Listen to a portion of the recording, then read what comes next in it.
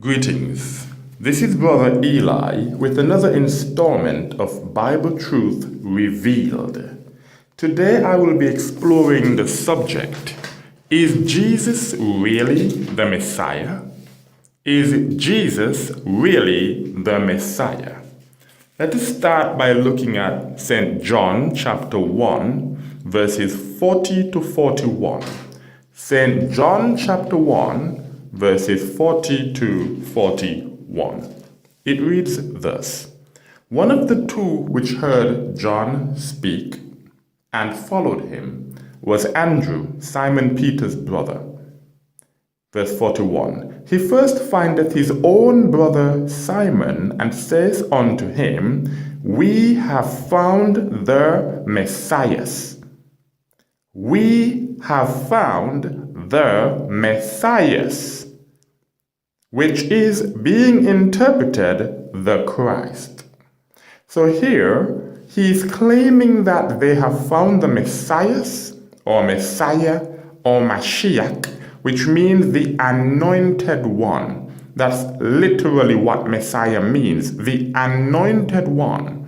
And that is interpreted the Christ. So what that means is that whenever we see the word Christ, it can be translated to Messiah or Mashiach, the anointed one. Now, Mark chapter 15, verse 32 explains a little bit more about who this Christ was expected to be. Mark chapter 15, verse 32 says, Let Christ, the King of Israel, descend now from the cross, that we may see and believe. And they that were crucified with him reviled him. Let Christ, the King of Israel, because it was understood that the Christ or the Messiah would be the King of Israel.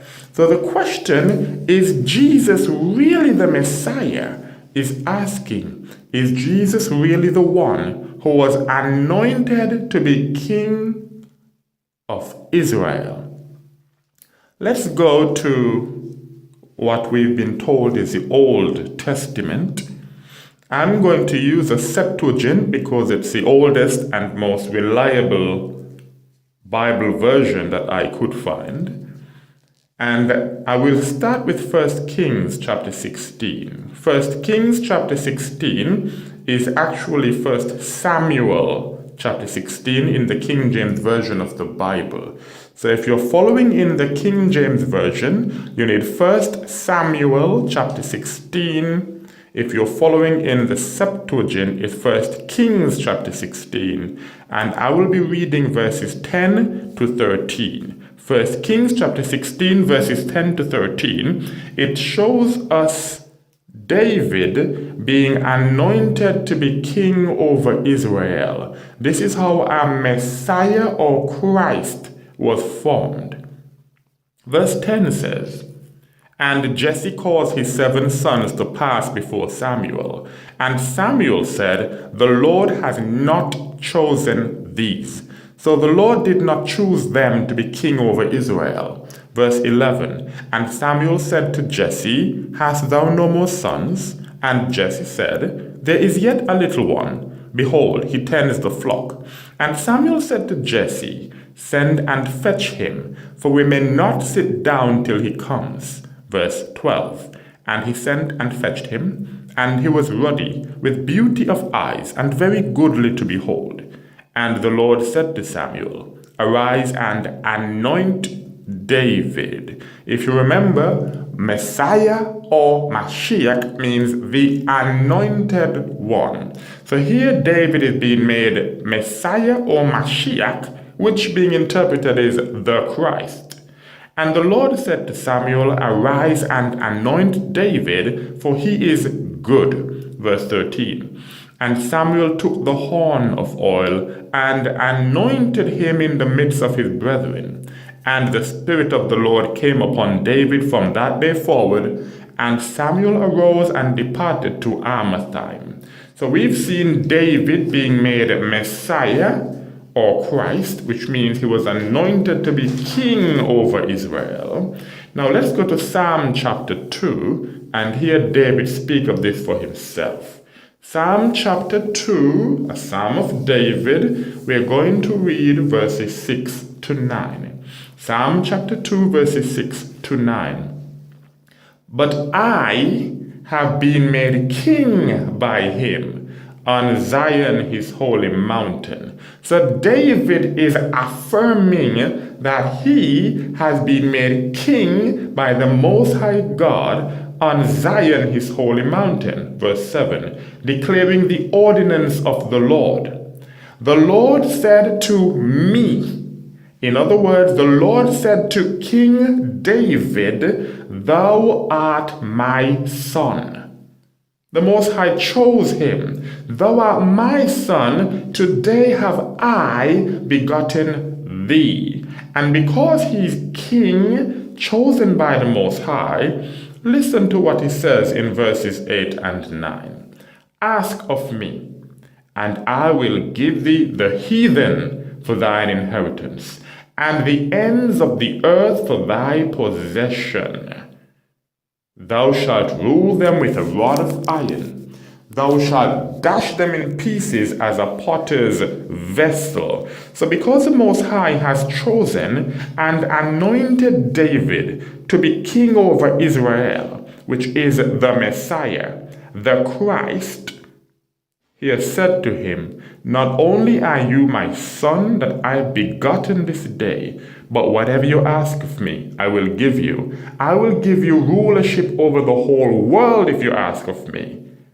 That's why it says, I will give thee the heathen for thine inheritance, and the ends of the earth for thy possession. Because the Messiah, the Christ, the King, is supposed to rule not only Israel, but the entire world in the latter days. Let's go up to verse 2 of the same chapter.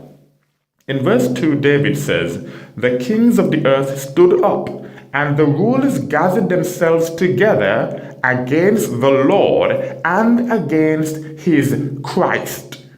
His Christ. His Christ. The Christ is the Messiah, is the one that was anointed to be king over Israel. David is saying, I am the Christ. I am the one that was anointed, that was made king by him on Zion, his holy mountain. Verse 3 says, saying, let us break their bonds and cast away their yoke from us. So we see David saying that he is the Messiah, he is the Christ, he is the King of Israel, and the Most High has promised him possession of the whole world. Ezekiel chapter 37, verses 21 to 28. Ezekiel chapter 37, verses 21 to 28. This is a future prophecy of what will happen in the last days. Verse 21 says, and thou shalt say to them, thus says the Lord God, behold, I will take the whole house of Israel out of the midst of the nations among whom they have gone, and I will gather them from all that are round about them, and I will bring them into the land of Israel. The Israelites are still scattered across the world. We've been scattered through slavery after slavery after slavery, on ships.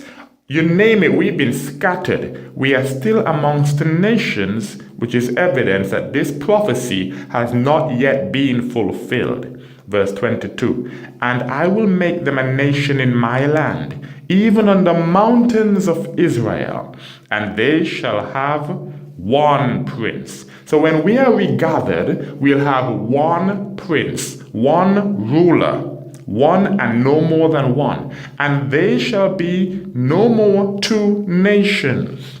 So the children of Israel were split into two nations because of the sin of King Solomon, but that will no longer be so. Neither shall they be divided any more at all into two kingdoms. Verse 23, that they may no more defile themselves with their idols, and I will deliver them from all their transgressions whereby they have sinned, and will cleanse them, and they shall be to me a people, and I the Lord will be to them a God. Verse 24. And my servant David shall be a prince in the midst of them. That one prince that was spoken of, that's David. Future prophecy. This has not happened yet. David has been chosen to be king over Israel in the latter days. Verse 24 again. And my servant David shall be a prince in the midst of them. There shall be one shepherd of them all, for they shall walk in mine ordinances and keep my judgments and do them. Verse 25. And they shall dwell in their land which I have given to my servant Jacob, where their fathers dwelt, and they shall dwell upon it. And David, my servant, shall be their prince forever. David is the Messiah, the Christ. He will be prince forever. Verse 26. And I will make with them a covenant of peace. It shall be an everlasting covenant with them, which means it will never end. And I will establish my sanctuary in the midst of them forever. This has not happened yet. The Israelites do not have a covenant of peace, which is why we're being destroyed wherever we are today. And the Most High is not yet in the midst of Israel forever. We are not in our land. This has not happened as yet. But when it does happen, David will be king, because he is the Messiah. Verse 27. And my tabernacle shall be among them, and I will be to them a God, and they shall be my people. Verse 28. And the nations shall know that I am the Lord that sanctifies them, when my sanctuary is in the midst of them forever. So all the nations round about are going to recognize that the Most High God is in the midst of his people Israel when his sanctuary is with us and around us forever. That has not happened yet. Let's go to another future prophecy. This is in Hosea chapter 3 verses 4 to 5. In the Septuagint it's called OC. In the King James Version, Hosea chapter 3 verses 4 to 5. It says, For the children of Israel shall abide many days without a king. Like now, we are scattered in slavery, we have no king of our own. And without a prince, we have no prince, no rulers of our own. And without a sacrifice, we have no sacrifice because our temple is being destroyed. And without an altar, and without a priesthood, and without manifestations, we do not have these things at this point. Verse 5, And afterward, which means future to now, shall the children of Israel return. It's saying the same thing that we just read in Ezekiel. And shall seek the Lord their God and David their king. In the future, the children of Israel will seek David our king, and shall be amazed at the Lord and at his goodness in the latter days. When? In the latter days. Not now, but afterwards, in the latter days, we will seek the Lord our God and David our king. Future prophecy. Another future prophecy is Jeremiah chapter 37, verses 8 to 9. Jeremiah chapter 37, verses 8 to 9. It says, In that day, said the Lord, I will break the yoke off their neck, and will burst their bonds, and they shall no longer serve strangers. Well, we are currently serving strangers at the bottom of society, wherever we might be, because we're still in slavery. So the yoke has not yet been broken. Our bonds have not yet been broken. This is future prophecy. Verse 9, But they shall serve the Lord their God, and I will raise up to them David their king. So for those who are wondering, how is it that David is dead, but all these future prophecies are saying that he will be king? The answer is the Most High has promised to raise him up, to resurrect David, who was chosen and anointed to be king over Israel, to rule the entire world, to be the true Messiah, the Christ that the children of Israel are waiting for. So the conclusion to the question, is Jesus really the Messiah? The conclusion is that David has been anointed by the Most High to be the Messiah.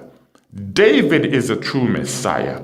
In fact, Jesus was invented by the pagans who wrote the New Testament in order to lead the children of Israel into idolatry in their false religion called Christianity, instead of worshiping the one true God. It's time for the people of God to wake up to the fact that we have been deceived. We have to return to the Most High God and cast away the bonds of slavery that are under the religion of Christianity.